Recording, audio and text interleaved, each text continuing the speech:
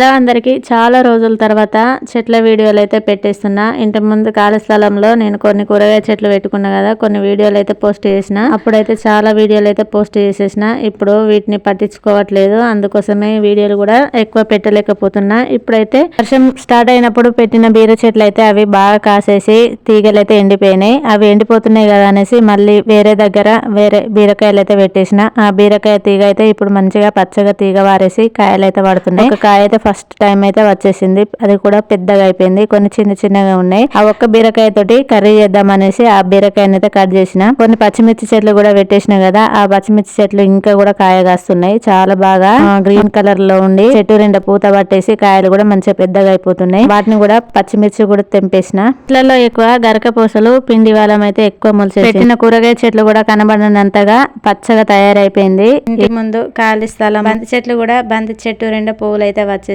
కొన్ని పువ్వులు అయితే తెంపక చెట్టు మీదనే ఎండిపోతున్నాయి. ఇంకా చాలా బంతి పూలే ఉండే గానీ దీపం పెట్టినప్పుడు ఈ బంతి పూలను తెంపేసి పెట్టేస్తున్నాను. బెండ చెట్లు కూడా కాయలు అయితే మంచిగానే వచ్చేస్తున్నాయి. అప్పుడప్పుడు కర్రీలో కూడా తెంపేసి వండేసిన. బెండకాయలు మాత్రమే ముదిరిపోయినాయి. ఎంత పెద్దగా అయిపోయినాయి అంటే చాలా పెద్దగా అయిపోయినాయి. చిన్నగా ఉన్నాయి కదా అని వదిలేసేసరికి అవి కొంచెం పెద్దగా అయిపోయి ముదిరిపోయినాయి. ముందుగా ఒక చాయ్ గ్లాసుడు పెసరపప్పు నానబెట్టేసుకున్నా. బీరకాయ కర్రీ కోసం కావాల్సినవన్నిటిని కట్ చేసి పెట్టేసుకున్నా. 2 ఉల్లిగడ్డలు, 2 టమాటాలు, 4-5 పచ్చిమిర్చి ముక్కలు, బీరకాయని తొక్క తీసేసి చిన్న ముక్కలుగా కట్ చేసిన.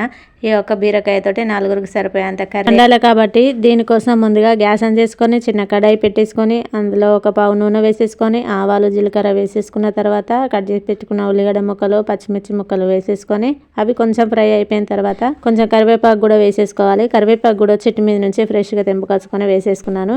ఒకసారి బాగా కలుపుకున్న తర్వాత కట్ చేసి పెట్టుకున్న బీరకాయ ముక్కలు కూడా వేసేసుకొని బీరకాయలు పూర్తిగా మగ్గిపోయిన తర్వాత నానబెట్టుకున్న పెసరపప్పు కూడా వేసేసుకొని ఒకసారి బాగా కలుపుకొని 1 టేబుల్ స్పూన్ పసుపు వేసుకొని టమాటా ముక్కలు కూడా వేసేసుకొని 1 టేబుల్ స్పూన్ ఉప్పు, 2 టేబుల్ స్పూన్ల కారప్పొడి కూడా వేసేసుకొని ఒకసారి బాగా కలుపుకొని 1 గ్లాస్ వాటర్ వేసేసుకొని పప్పు కొంచెం పలుకుల్లా ఉడికించుకుంటే 4గురికి సరిపోయేంత బీరకాయ పప్పు రెడీ అయిపోతుంది. ఈ వీడియో నచ్చితే నా ఛానల్ని సబ్స్క్రైబ్ చేసుకోండి, లైక్ చేసి షేర్ చేయండి. మరిన్ని వీడియోల కోసం నా ఛానల్ని ఫాలో అవ్వండి. Thank you friends.